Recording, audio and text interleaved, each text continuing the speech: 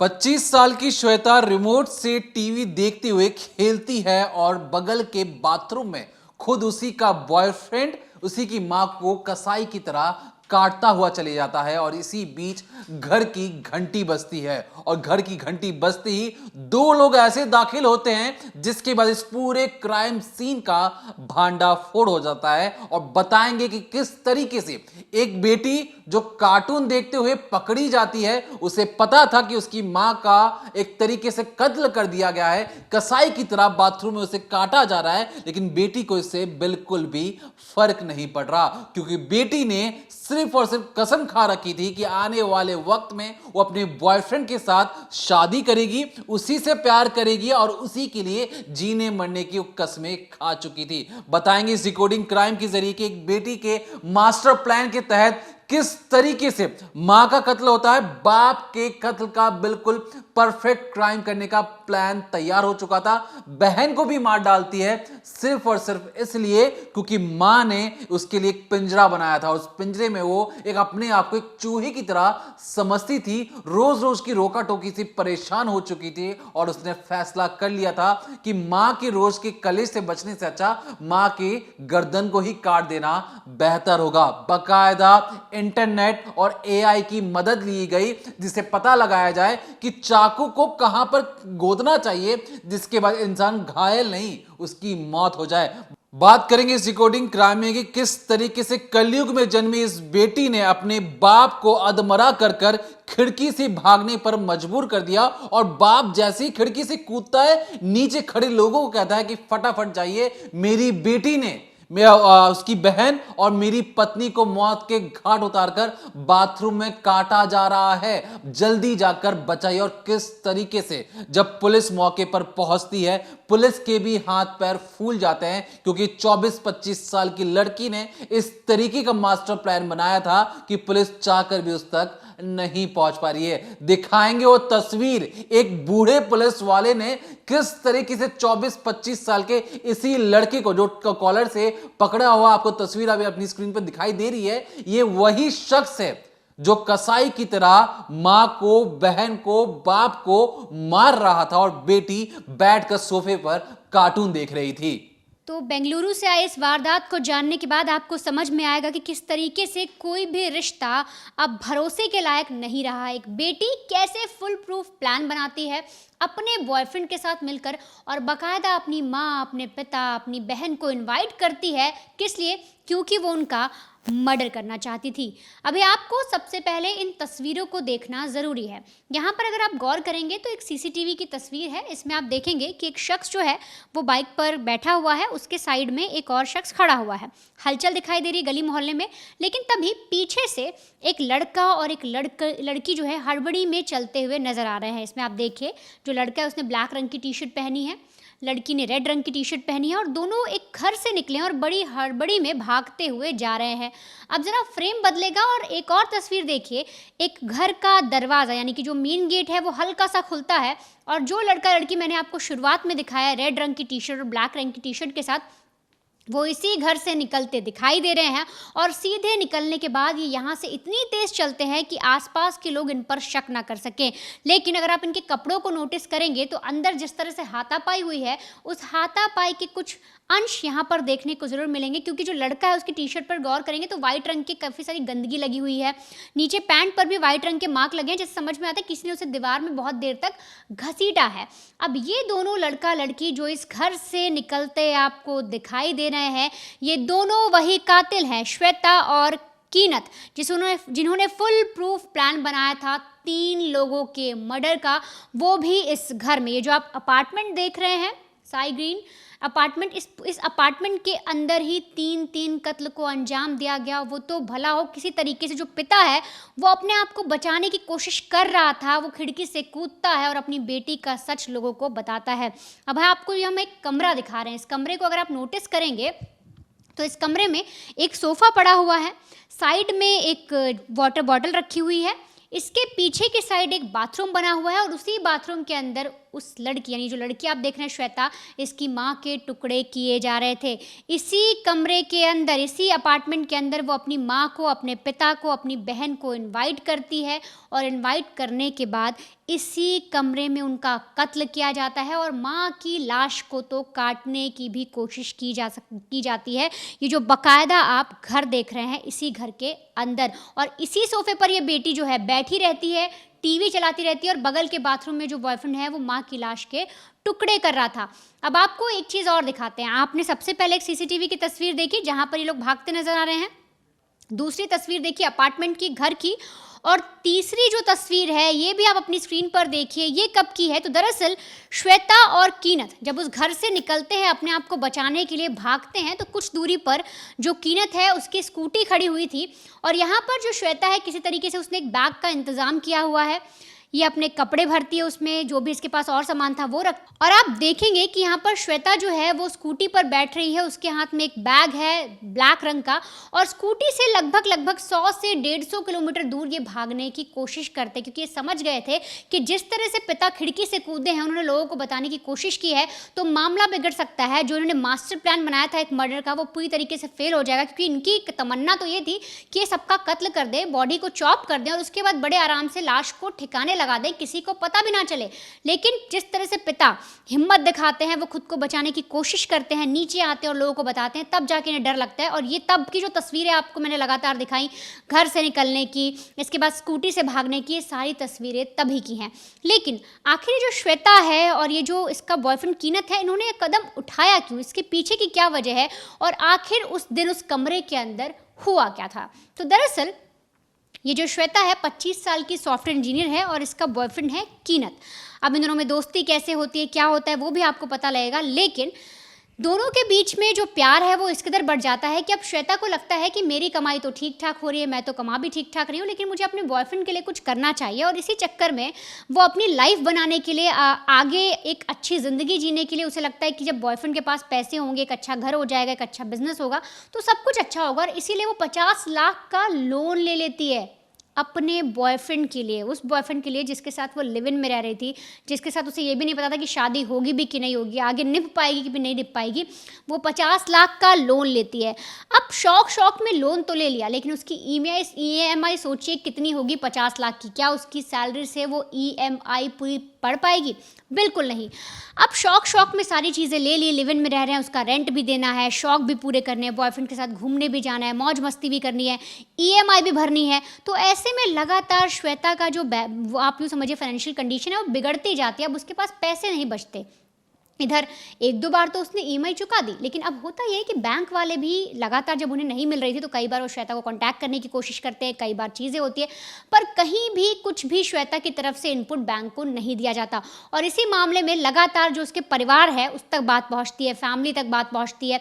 और ऐसे में जो फैमिली है वो जब श्वेता को डांटती है कि तुम लिव इन में रह रही हो, तुमने बॉयफ्रेंड के लिए इतने पैसे ले लिए, 50 लाख का लोन कौन लेता है, क्या ये सारी चीज़ें हैं, तो श्वेता जो है वो अक्सर अपनी माँ से पहले से चिड़ी हुई थी, क्योंकि उसे अक्सर लगता था कि जो उसकी मम्मी है वो काफ़ी रोक टोक करती हैं, उस पर बाउंडेशन लगाती हैं। वो आगे करियर में अगर कुछ ग्रोथ करना चाह रही है, आगे बढ़ना चाह रही है, तो माँ की वजह से रुक जाती है।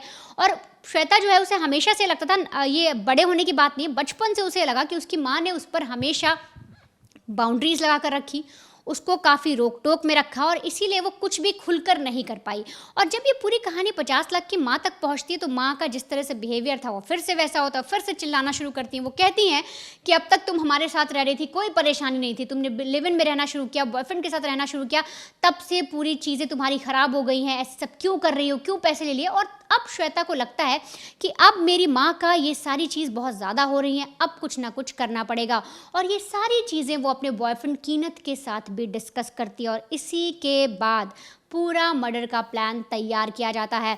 अब मर्डर के प्लान के तहत ये बाकायदा अपने माँ बाप को इसी घर में बुलाती है। इसी घर में बुलाने के बाद जो ये लड़की है ये यहाँ पर अपने माँ बाप का कत्ल करती है। किस तरह से करती है, इसके भी 3 वर्जन है, वो भी आप जानेंगे कि पुलिस भी कैसे कंफ्यूज हो गई।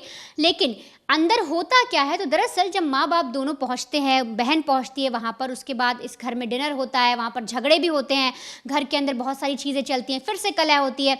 अब श्वेता को लगता है कि यार जो चीज़ें मेरे घर पे होती थी वो मेरे घर पे मैंने इन्वाइट किया है, लिव इन में अपने बॉयफ्रेंड के साथ रह रही हूँ, यहाँ भी आकर ये लोग मेरा दिमाग ख़राब कर रहे हैं। अब क्योंकि ये अपने बॉयफ्रेंड के साथ पहले ही प्लान बना चुकी थी कि मुझे अपने घर वालों को ठिकाने लगा रहा है, क्योंकि जब ये कीनत को बताती है कि देखो मेरे घर में ऐसी प्रॉब्लम है, माँ बहुत चिल्लाती है, 50 लाख का लोन जो है मैंने हमारे लिए लिया था, अब ऐसी ऐसी सिचुएशन होती जा रही है।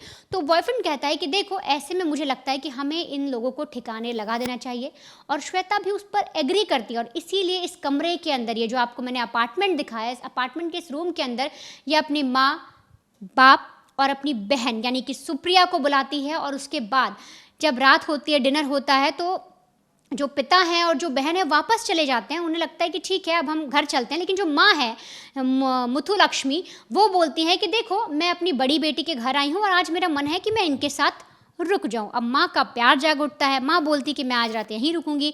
और इसी सिलसिले में जो पिता थे सोमा सुंदर और बहन सुप्रिया, वो तो उस घर से निकल जाते हैं। लेकिन अब शुरू होता है श्वेता का मास्टर प्लान।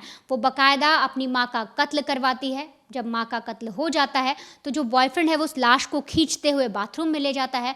और उसके बाद प्लानिंग होती है कि आखिर इस लाश को ठिकाने लगाया तो जाए कैसे, किस तरह से इस लाश को एक तरह से डिस्पोज किया जाए। लेकिन अचानक से जो पिता है और जो बहन है वो लौट आते हैं। वो तुरंत बेल बजाते हैं। जैसे ही जो घंटी है, जो दरवाजे की घंटी, वो बजती है, श्वेता जैसे ही दरवाज़ा खोलती है वो हक्का बक्का रह जाती है कि उसने अचानक से क्या देख लिया। अंदर तो बाथरूम में माँ के टुकड़े किए जा रहे थे लाश के, लेकिन बाहर पिता खड़े हैं। वो हड़बड़ी में पागल हो जाते हैं और तभी फौरन जैसे ही पिता अंदर आते हैं, उसकी बहन अंदर आती है, दोनों के दोनों अटैक करते हैं। पहले बहन पर वार किया जाता है, उसको गले पे मारा जाता है, पेट पे चाकू मारा जाता है, पिता पर वार किया जाता है। और इसी आपाधापी में जो पिता हैं वो पूरी तरीके से जो कीरत था उसको पकड़ते हैं और उसको ले जाके दीवार पर धक्का मारते हैं। और जैसा हमने आपको सीसीटीवी में शुरुआत में दिखाया था कि उसके वाइट कलर का डस्ट लगा हुआ है, तो वो सारा उसी रगड़ा रगड़ी में, उसी आपाधापी में वो सारी चीज़ें आई हैं। अब यहाँ पर जो पिता हैं वो देखते हैं कि घर के अंदर कुछ ऐसी चीज़ें हो गई हैं। वो लड़ाई भी लड़ रहे हैं, वो एक तरह से अपने आप को बचाने की कोशिश भी कर रहे हैं। अपनी बेटी को बचाने की कोशिश भी की उन्होंने, छोटी बेटी सुप्रिया को, लेकिन वो ऐसा नहीं कर पाए। तभी वो देखते हैं कि साइड में एक विंडो बनी और उसी विंडो से वो खुद को बचाने की कोशिश करते हैं। वो ये सोचते हैं कि कम से कम बचकर मैं इन लोगों का सच तो सबके सामने लाऊं, और वो वहाँ से छलांग लगाते हैं। अब जब श्वेता ये देखती है तो फ़ौरन ये लोग वहाँ से भागना शुरू करते हैं। समझ में आ जाता है कि अब पिता जो हैं वो जाकर सच बता देंगे और हम फंस जाएंगे।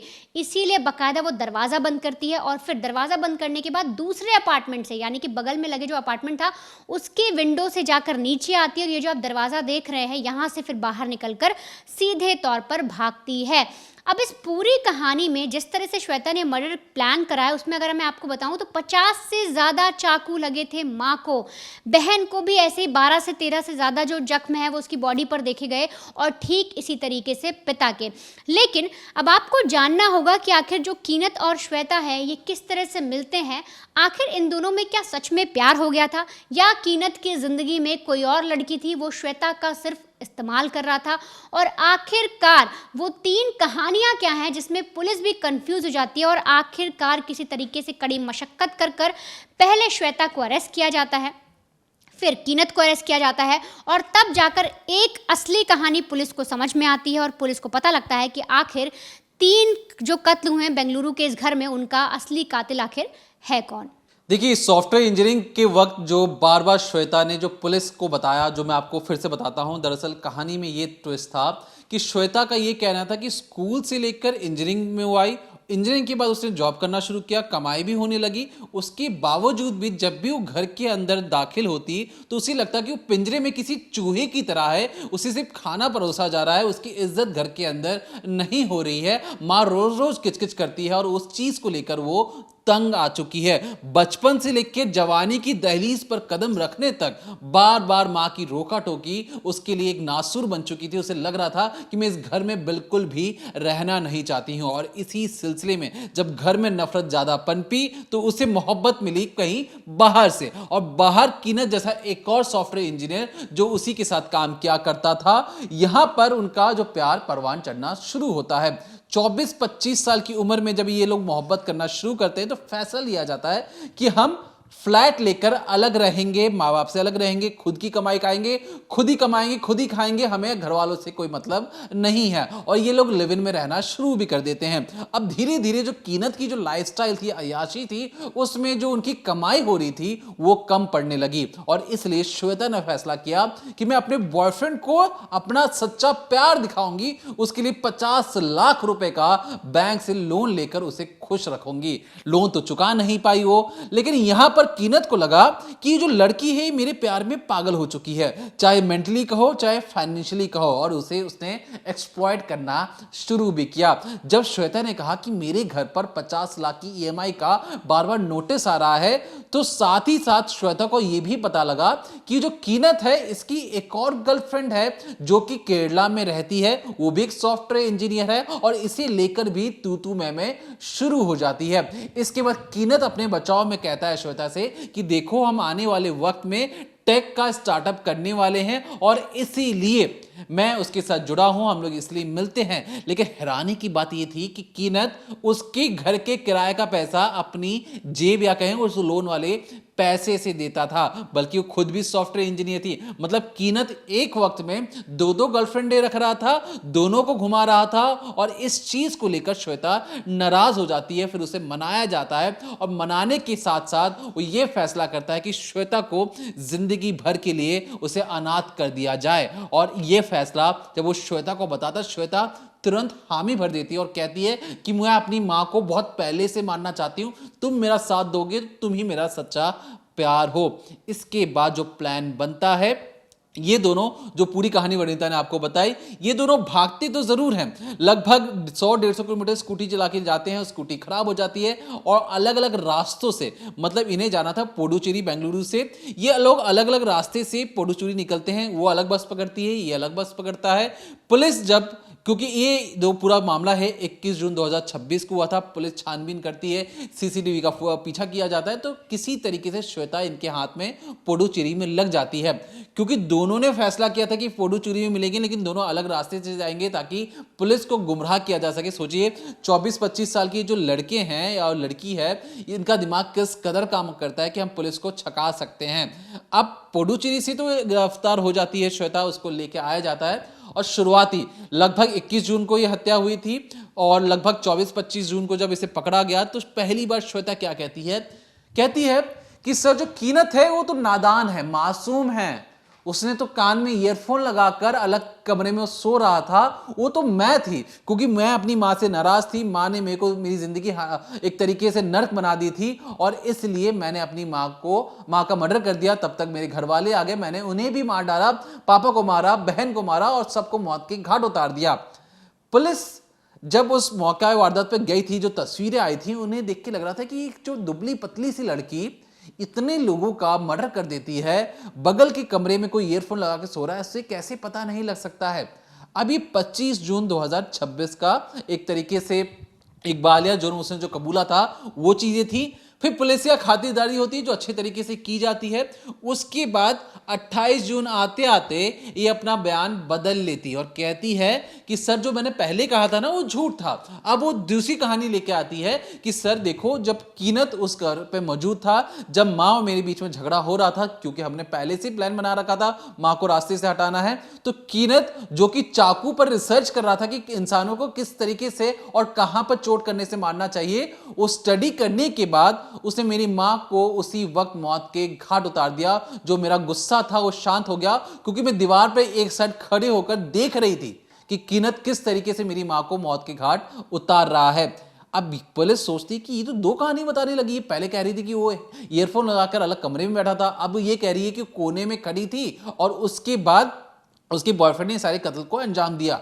अब जब धीरे धीरे पुलिस अपनी जाल को बिछाती है और हाल ही में जब बॉयफ्रेंड कीनत को पकड़ा जाता है, जो तस्वीर आप अपनी स्क्रीन पे देख रहे हैं, पुलिस वालों सोचिए कि उनकी एज हो चुकी है 24-25 साल का जो लड़का है कीनत, इसने पुलिस पर भी हमला कर दिया। जो पुलिस पार्टी पकड़ने गए थी ये उन पर हमला कर देता है पुडुचेरी में ही। पुडुचेरी पुलिस टीम के साथ ये जो पुलिस वाले हैं जिन्होंने पकड़ रखा है, सादी वर्दी में है, इन्हें धक्का मुक्की कर एक तरीके से इनके साथ मार पटाई भी करता है और भागने की कोशिश करता है। लेकिन 24-25 साल का ये जो लड़का कीनत है नहीं जानता कि पुलिसिया हाथ में इतनी ताकत होती है कि इनकी पकड़ से अच्छे तक छूट नहीं पाते हैं। और जिस तरीके से इस कीनत को पकड़ा गया, इस वीडियो के माध्यम से आप देख रहे होंगे, समझ रहे होंगे कि पुलिस या जो पकड़ है, कीनत चाह कर भी अपने आप को नहीं छुड़वा पा रहा है। अब कीनत को जब पुलिस थाने लेकर आया गया, कीनत ने फिर एक कहानी बताई और ये कहानी श्वेता की पिछली 2 कहानी से बिल्कुल अलग थी। इसमें किनत कहता है कि देखिए सर, जो पूरी कहानी हमने आपको शुरुआत से बताई,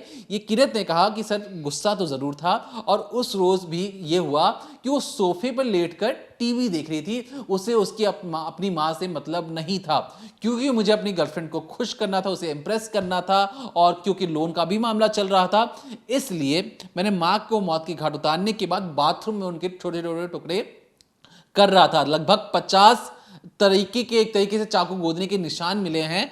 अब जब वो टुकड़े कर रहा था बाथरूम में, फोन स्विच ऑफ हो चुका था, और इसी बीच उनके पति आ जाते हैं, मतलब जो एक तरीके से जो हस्बैंड थे वो आ जाते हैं, घंटी बजाते हैं। अब इनकी हालत खराब हो जाती है। कीनत को लगता है कि मैं अभी तो बाथरूम में लाश काट रहा हूं, और जो उसकी गर्लफ्रेंड टीवी देख रही है, कहीं किसी को ये पता ना चल जाए कि मैं बाथरूम में लाश काट रहा हूं। वो घबरा जाता है। वो चाकू पकड़कर एक तरीके से कमरे के कोने में खड़ा हो जाता है, इशारा करता है अपनी गर्लफ्रेंड को कि जाके दरवाजा खोलो। जैसे ही दरवाजा खोला जाता है, जो पापा थे या जो हस्बैंड थे, वो सीधे अंदर आते हैं और अंदर आकर अपनी बीवी को ढूंढने की कोशिश करते हैं कि लक्ष्मी जी तुम कहां पर हो, फोन क्यों नहीं उठा रही हो। जैसे ही थोड़े से अंदर आते हैं, ये जो कीनत था चाकू से एक तरीके से वार कर देता है, और वार करने के बाद इनके बीच में आपाधापी हो जाता है, झगड़े शुरू हो जाते हैं, एक दूसरे से धक्का मुक्की होती है। जो छोटी बेटी सुप्रिया थी वो अबाक रह जाती है, चिल्लाना शुरू कर देती है और दीवार के कोने में चिपक कर खड़ी हो जाती है। जो बड़ी बेटी श्वेता थी वो अपनी छोटी बहन का जाकर मुंह पकड़ती है, उसके कोनी मारकर उसे एक तरीके से झुका देती है। इस बीच में कीनत देखता है कि सुप्रिया जो छोटी बहन है वो चिल्ला रही है, एक तरीके से झगड़ रही है। वो दौड़ते हुए आता है और उसके गले पे चाकू मारता है, पेट पे चाकू मारता है, और वहीं पर जो सुप्रिया है एक तरीके से उसकी मौत हो जाती है। इसके बाद भी नहीं रुकता, वो चाकू गोदते रहता है। लगभग 10 से 12 बार चाकू गोदा गया। अब यहां पर जो पिता थे वो उसी घर पर मौजूद थे, अधमरे हो चुके थे, लेकिन वो उसे भी मारते हुए जा रहा था। इसी बीच वो खिड़की से कूद जाते हैं और पूरी दुनिया को जाके कहानी बताते हैं। लेकिन इतनी देर के बाद जब तक एम्बुलेंस आया, हॉस्पिटल पहुंचाया गया, उनकी मौत हो चुकी थी। लेकिन जाते जाते जो उन्होंने डिस्क्रिप्शन दिया, उस डिस्क्रिप्शन और कीनत की कहानी, और जो पुलिस अपनी थ्योरी लेके जो चल रही थी कि एक श्वेता दुबली पतली लड़की किस तरीके से हत्याकांड को अंजाम दे सकती है, वो गले से उतर नहीं रहा था। तो जब सारी कड़ियों को कड़ियों से मिलाया गया तो पता लगा कि इन सब के पीछे जो श्वेता थी, उसने अपनी बहन को झुकाया, मर्डर की हेल्प की, तो हत्या की प्लानिंग, हत्या करना, इन सारे मुकदमों में एक तरीके से उस पर केस दर्ज हो चुका है। और गुस्सा सिर्फ यही था कि मां रोकती टोकती बहुत ज्यादा थी। चाहे बचपन से लेके कॉलेज में जाओ, और कॉलेज जाने के जॉब लगने के बाद भी उस रोका टोकी से इतना ज्यादा गुस्सा हो चुकी थी कि उसे अपना घर ही नर्क लगने लगा था। लेकिन मां की ममता ही होती है। इतना झगड़ने के बाद 50 लाख की EMI घर पे नोटिस आने के बाद भी वो उसी घर पर रुकी जहां पर उसकी बड़ी बेटी रहती थी। वो देखना समझना चाहती थी कि उसकी बड़ी बेटी किस कदर रह रही है, क्या वो काम कर रही है, कैसी उसकी जिंदगी चल रही है। लेकिन यहां पर बेटी ने तो बिल्कुल अलग ही प्लान बना रखा था कि मैं अपनी मां को बस उस घर पर रुक जाए, और उस घर पर रुकने के साथ ही उसने फैसला कर लिया था कि मैं आज अपनी मां को छोटे छोटे टुकड़ों में काट कर एक तरीके से पॉलिथीन बैग में पैक कर कर फेंक आऊंगी, किसी को पता नहीं चलेगा। लेकिन इस पूरी कहानी में टर्न एंड ट्विस्ट तब आ गया जब खुद उसके पिता, हस्बैंड, जो मधु लक्ष्मी के जो हस्बैंड थे, उन्होंने जाके पूरी दुनिया को कहानी बताई कि लिव इन में रहने वाली मेरी बेटी और उसके बॉयफ्रेंड ने कत्ले आम कर रखा है उस घर के अंदर। तब जाके पूरा मामला खुलता है। और इसलिए हम बार बार ये कहते हैं कि जो कातिल या जो वो भी क्रिमिनल सोचते हैं कि हम बहुत शातिर हैं, हमारे पास बहुत ज़्यादा दिमाग है, हम परफेक्ट क्राइम कर लेंगे, तो बिल्कुल भी ऐसा सोचना आपके लिए गलत है। क्योंकि कानून के हाथ, आपको लग जाए हम पुलिस वाले से बच सकते हैं, बॉडी बना ली है, हमें कौन हराएगा, तो पुलिस की पकड़ से बड़े बड़े लोग नहीं छूट पाए। ये जो आम क्रिमिनल या जो जुर्म करते हैं, जो कातिल होते हैं, वो क्या ही उनके सामने औकात रखेंगे। और इसलिए जुर्म करने से पहले 100 बार सोचिए, और बचना चाहिए, करना ही नहीं चाहिए आपको। तो फिलहाल के लिए देखते रहिए decoding crime, Monday to Friday शाम 7:30 बजे ओनली ऑन क्राइम तक।